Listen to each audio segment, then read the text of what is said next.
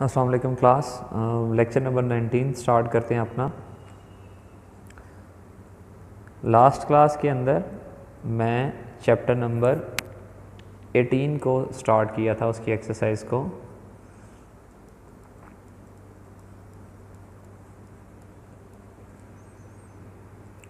और हमारा जो टॉपिक स्टार्ट था वो था hypothesis testing for the population mean mu. Next अपना क्वेश्चन स्टार्ट करते हैं। क्वेश्चन हम स्टार्ट करेंगे 18.15। उसका बी पार्ट हम कर चुके थे, उसका ए पार्ट हम करते हैं अभी।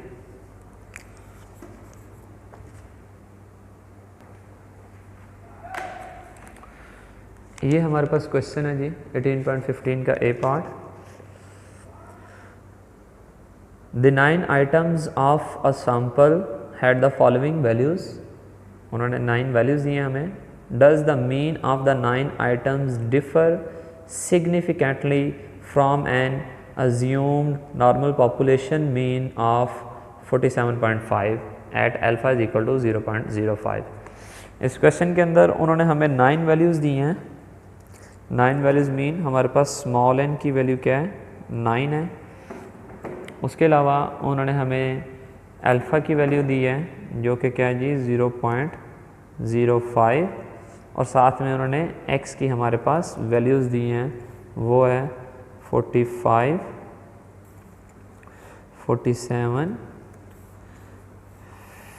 50, 52, 48, 47, 49, 53 एंड 51। ये उन्होंने हमें 9 वैल्यूज़ दी हैं।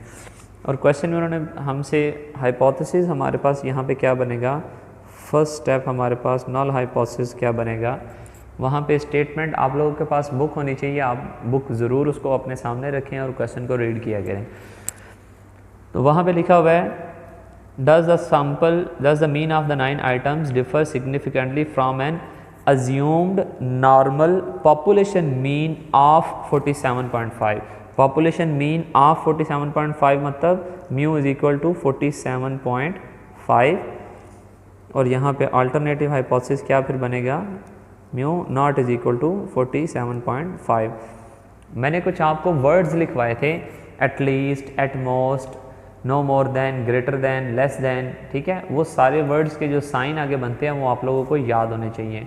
इक्वल के लिए मैंने आपको लिखवाया था कि इज़ हो सकता है, एग्जैक्टली हो सकता है और ऑफ भी हो सकता है।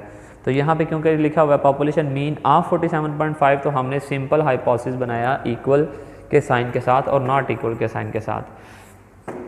तो सेकेंड स्टेप क्या होता है हमारे पास, level of significance.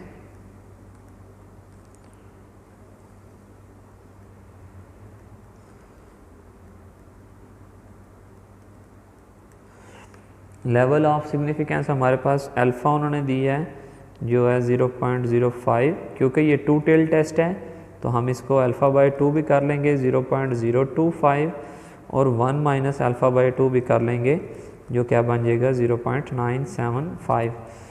Third number पे हमारे पास क्या बन जाएगी, टेस्ट स्टैटिस्टिक।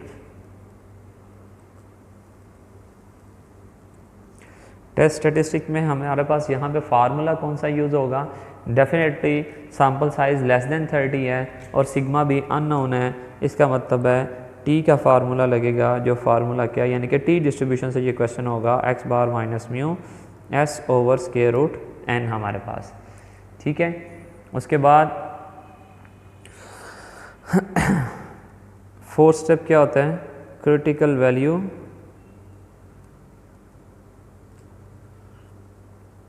क्रिटिकल वैल्यू के लिए हमें डिग्रीज ऑफ फ्रीडम की ज़रूरत है, n-1 की ज़रूरत है, और वो हमारे पास बन जाएगा 9-1, तो वो क्या बन जाएगा 8। तो t v and alpha by 2 t 8 0.025। Table value वहाँ से आपके पास टेबल अवेलेबल हैं, वैल्यू है हमारे पास -2.31, और टी वी और 1 minus alpha by 2 T8 and 0.975 पे प्लस 2.31 वैल्यू है। 2 टेल टेस्ट है तो हमारे पास 2 टेबल वैल्यूज़ आ गई और 2 ही क्रिटिकल रीजन होंगे हमारे पास, यानी कि रिजेक्शन रीजन हमारे पास भी कितने होंगे, 2 होंगे।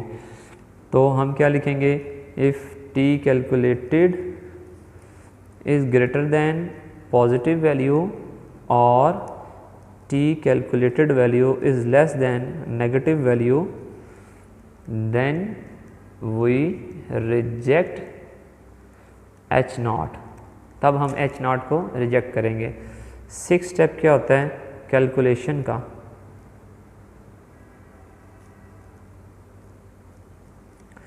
कैलकुलेशन के लिए डेफिनेटली हमें उन्होंने x की वैल्यूज़ दी हैं, तो हम x से उसका x बार कैलकुलेट करेंगे और x बार के अलावा हम उसकी सैम्पल वेरिएंस और सैम्पल स्टैंडर्ड डेविएशन कैलकुलेट करेंगे। x की वैल्यूज़ हैं 45,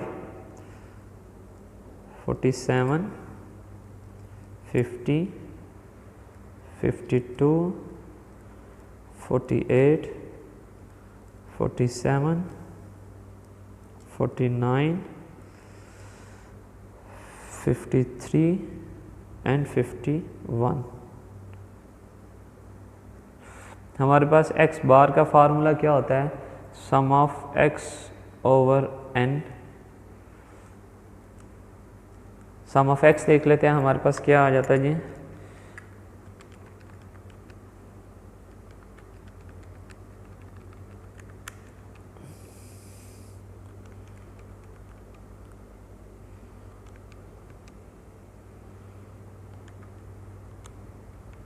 हमारे पास आ गया 442। तो हमारे पास सैम्पल मीन क्या बन जाएगा, x बार की वैल्यू 9 पे डिवाइड करने से बन जाएगी 49.1। ये आ गया हमारे पास सैम्पल मीन। सैम्पल वेरिएंस के लिए मैंने आपको 2 फार्मूले लिखवाए थे, आज मैं दूसरे वाला फार्मूला यूज़ करूँगा, sum of x square minus n x bar square divided by n minus 1। तो हमें उसके लिए एक्स स्क्वायर की ज़रूरत है, हम एक्स स्क्वायर करेंगे 45 square 2025, 47 square 2209, 50 square 2500, 52 square 2704, 48 square 2304,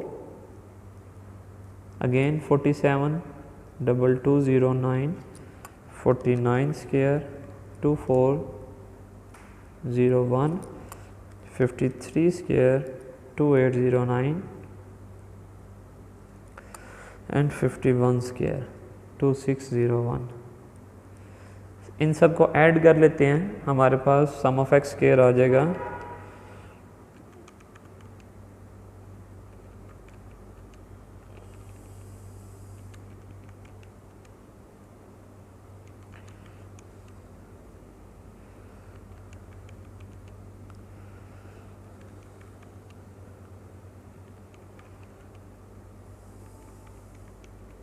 हमारे पास आ जाएगा जी 21762, 21762। तो यहाँ पे लिखा 21762 minus n x bar square 49.1 का square divided by n minus 1, तो वो क्या आ गया 8। तो सैम्पल वेरिएंस का हमारे पास आंसर क्या आ जाएगा,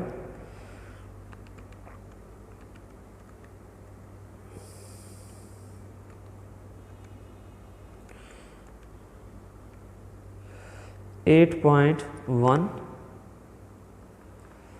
तो इसकी स्टैंडर्ड डेविएशन स्क्वायर रूट करने से हमारे पास बन जाएगी 2.84, यानी कि सैम्पल स्टैंडर्ड डेविएशन क्या बन जाएगी 2.84।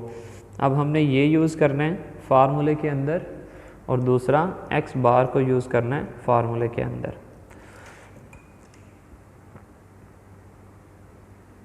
मैं अपने नेक्स्ट पेज पे जाता हूँ।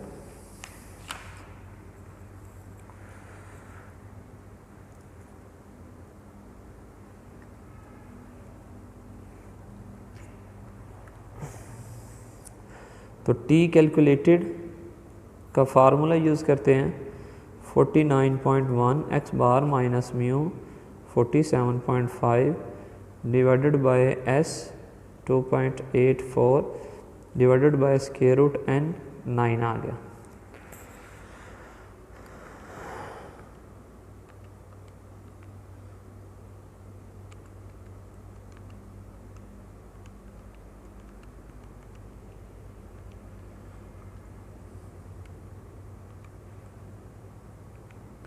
वन 1.687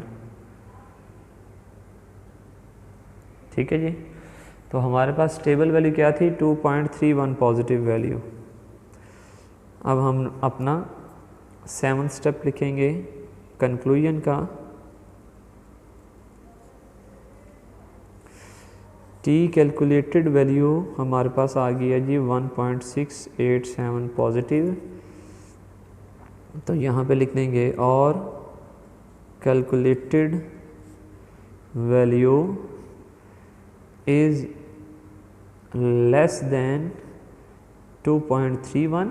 पॉजिटिव वैल्यू से लेस आ गई है, अगर ग्रेटर होती तो ये रिजेक्शन रीजन में चला जाना था। अब क्योंकि पॉजिटिव वैल्यू से छोटी आ गई है तो वो एक्सेप्टेंस रीजन बनता है टू टेल टेस्ट के अंदर। तो और calculated value is less than 2.31 and falls in acceptance region, so we accept H0। तो हम H0 को नल हाइपोथेसिस को क्या करते हैं, एक्सेप्ट कर लेते हैं। नेक्स्ट क्वेश्चन की तरफ चलते हैं। क्वेश्चन नंबर 18.16 है हमारे पास।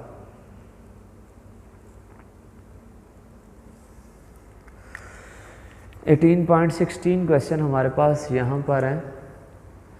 रैंडम सैम्पल ऑफ 16 वैल्यूज़, ये हो गया रैंडम सैम्पल जिसकी वैल्यूज़ हैं 16। हमारे पास n की value showed a mean of 41.5 inches, ये सैम्पल का मीन हो गया 41.5 and sum of squares of deviation from this mean.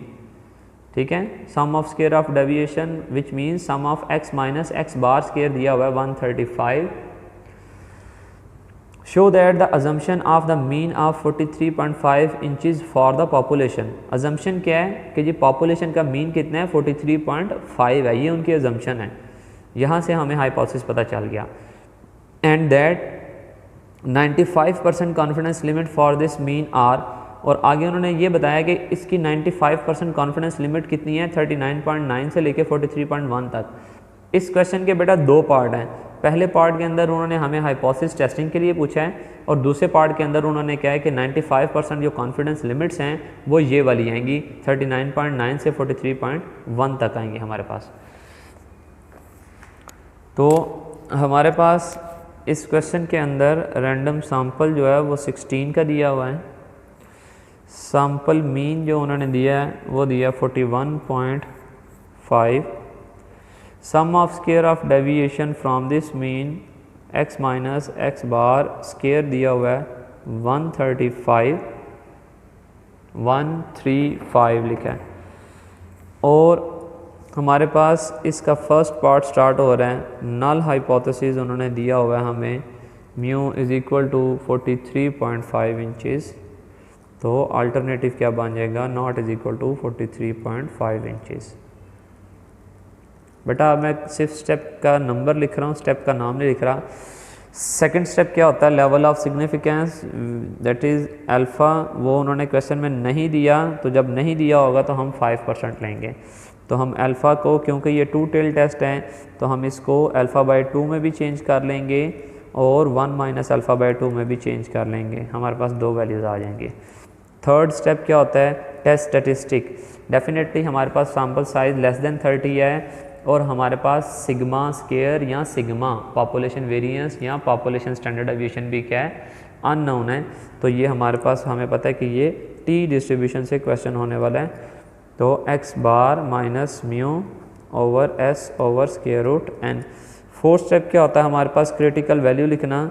तो हम टी वी और alpha by 2 degrees of freedom क्या होगी, यहाँ पे मैं लिख देता हूँ n-1 होती है 16-1 तो वो क्या हो जाएगी 15।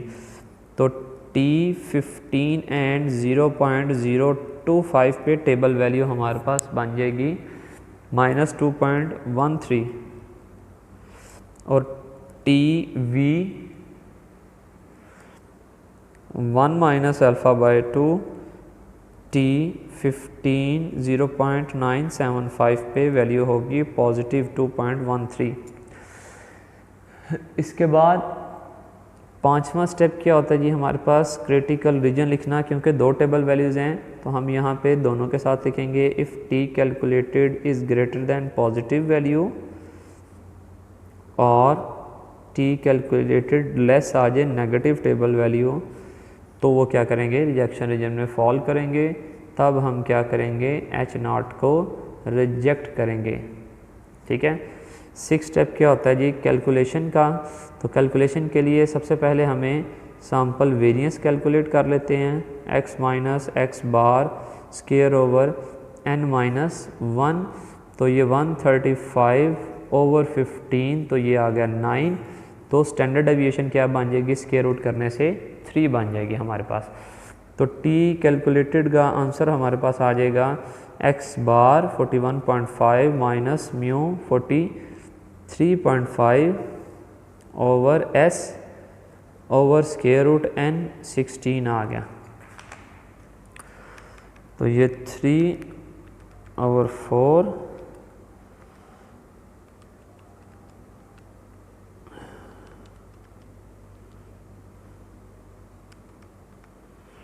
-2.6 7 स्टेप देखा जाए तो -2.6 जो है वो लेस आ गई है। ठीक है। ये मैं यहाँ पे बना के बता देता हूँ बेटा हमारे पास -2.13 था और +2.13 था। ये दोनों रिजेक्शन रीजन यहाँ से वैल्यू आगे चली जाए तो यहाँ से पीछे चली जाए तो हमारे पास आंसर आया -2.6। तो -2.6 आता है रिजेक्शन रीजन के अंदर क्योंकि यहाँ पे वैल्यू नेगेटिव होती जाएंगी यहाँ पे पॉजिटिव होती जाएंगी। तो t calculated value -2.16 falls in the rejection region so we reject H0। ये हो गया हमारे पास फर्स्ट पार्ट इस क्वेश्चन का। ठीक है। ये फर्स्ट पार्ट हमारे पास क्वेश्चन क्या हो गया। दूसरा उन्होंने 95% कॉन्फिडेंस लिमिट बोला था। 95% कॉन्फिडेंस लिमिट मतलब 1 माइनस अल्फ़ा 0.95 है तो alpha 0.05 alpha by 2 0.025 and 1 minus alpha by 2 0.975। Table value हमने ऑलरेडी लिखी हुई है कि t 15 और 0.975 पे वैल्यू क्या है 2.13। ठीक है। तो हम यहाँ पे फार्मूला यूज़ करते हैं x bar plus minus t v into 1 minus alpha by 2 s over square root n। तो x बार क्या है 41.5 plus minus 2.13 s over square root n 16। तो हमारे पास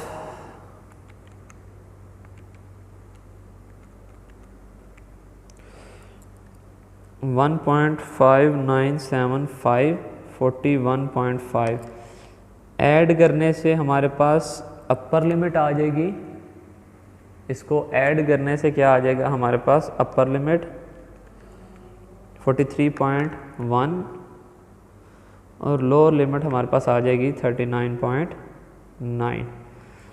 ये हमारे पास दूसरा क्वेश्चन भी इसका कंप्लीट हो गया आज के टॉपिक का। ठीक है।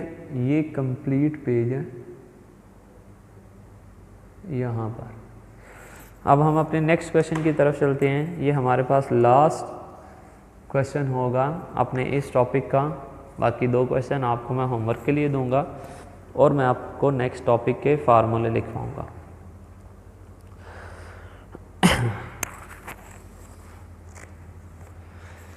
देखें क्वेश्चन नंबर है जी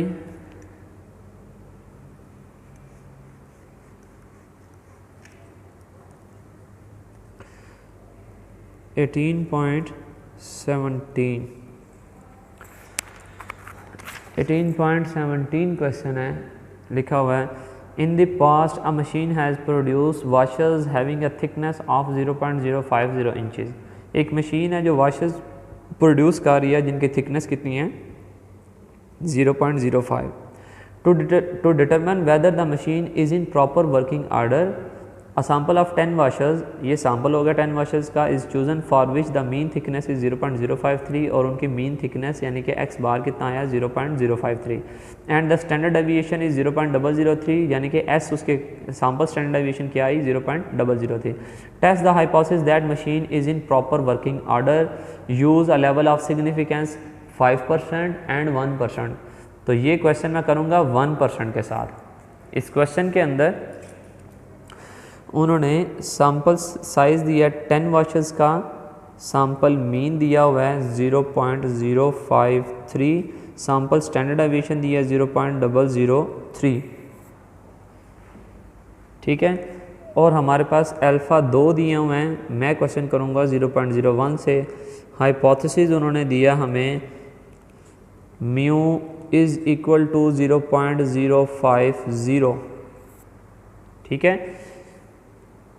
अगर मशीन इस एवरेज की थिकनेस के साथ वो प्रोड्यूस कर रही है वाशर्स को, तो इसका मतलब क्या है कि machine is in proper working order. Definitely machine proper working order में कब होगी कि जब सारे वाशर्स की जो एवरेज थिकनेस है वो कितनी होगी 0.050 जो कि उन्होंने सेट की हुई है। तो यहाँ पे mu naught is equal to 0.050 which means क्या होगा, machine is not in proper working order, ठीक है। तो ये भी 2 टेल टेस्ट है। सेकंड स्टेप क्या होता है हमारे पास, लेवल ऑफ सिग्निफिकेंस का, जो कि अल्फ़ा मैंने 0.01 यूज़ किया है, अल्फ़ा बाई 2 करूँगा तो 0.005 हो जाएगा, और ये 1 माइनस अल्फ़ा बाई 2 0.995 हो जाएगा। थर्ड स्टेप क्या होता है, टेस्ट स्टेटिस्टिक। डेफिनेटली हमारे पास टी यूज़ होगा क्योंकि सैम्पल साइज़ भी लेस देन 30 है और पॉपुलेशन स्टैंडर्ड डेविएशन भी अननोन है। फोर्थ स्टेप हमारे पास क्या होगा, क्रिटिकल वैल्यू का, T V and alpha by 2 T. हमारे पास डिग्रीज ऑफ फ्रीडम कितनी बन जाएगी n-1, तो वो बन जाएगी 9। 10-1 तो वो क्या बन जाएगी 9 एंड 0.005, वहाँ पे हमारे पास वैल्यू होगी -3.25। T V and 1 minus alpha by 2 T 9 and 0.995 पे वैल्यू होगी +3.25। फिफ्थ स्टेप क्या होगा, क्रिटिकल रीजन होगा। डेफिनेटली 2 टेल टेस्ट है, तो हम पॉजिटिव वैल्यू से भी कंपेयर करेंगे। अगर पॉजिटिव वैल्यू से ग्रेटर वैल्यू आ जाए हमारी, या नेगेटिव वैल्यू से लेस आ जाए हमारी वैल्यू जो कैलकुलेट हम करेंगे, तब हम क्या करेंगे, H0 को रिजेक्ट करेंगे।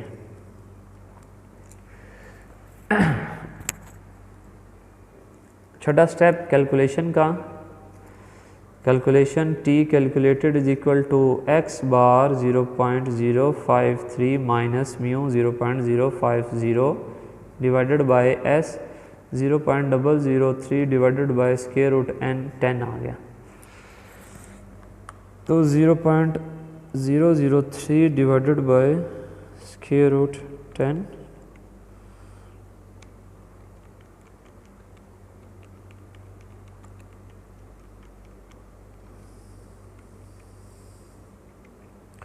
तो हमारे पास आंसर आ जाएगा 3.16, ठीक है जी।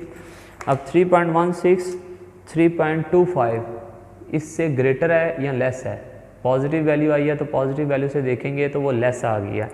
तो जब पॉजिटिव वैल्यू से लेस आ गया तो वो कहाँ पे फॉल कर गया है, एक्सेप्टेंस रीजन के अंदर।